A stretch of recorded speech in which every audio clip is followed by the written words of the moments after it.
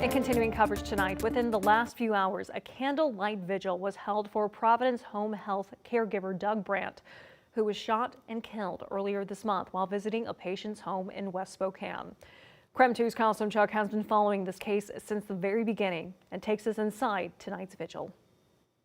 Doug's sister told everyone at tonight's vigil that she doesn't believe a policy change would have prevented her brother's murder. She said instead more needs to be done to help people suffering from mental illness.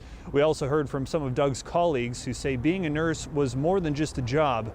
It was Doug's calling. You just call out my name, and you know wherever I am, I'll come running. God, music, and people.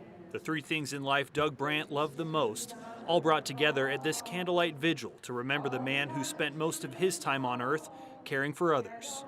Doug could connect with any of his patients not only through his music, but his kind, fun-loving, and compassionate personality. Friends and colleagues shared stories and a few laughs, remembering the 56-year-old who spent nearly 20 years working for Providence, more recently as a home health caregiver. Doug was never married and had no children, but he loved his church, celebrations, and shopping for blueberries at Trader Joe's. His sister, Trudy Dance, said her brother wanted to be everyone's friend. I bet he would be a little embarrassed by this gathering because he just didn't feel that he was worthy a lot of times. Doug was murdered December 1st while checking up on a patient who recently had a stroke.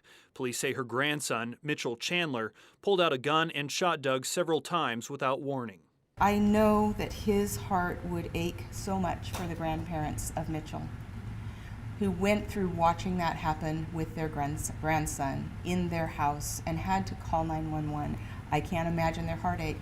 Chandler's grandparents told police that he suffers from mental health issues. It was apparent during our jailhouse interview when Chandler said he believed Doug was responsible for 9/11.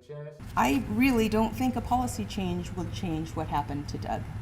I think this was so random, so out of the box. Questions have been raised about nurse safety, but Doug's sister believes there's a larger problem. I know that Doug would forgive them, and he and I both talked many times. This is a system problem. We've got to do better with our mentally ill. Keeping them on the streets is not really productive. She wants people to remember her brother for what he did in life and not how his life ended. All you have to do is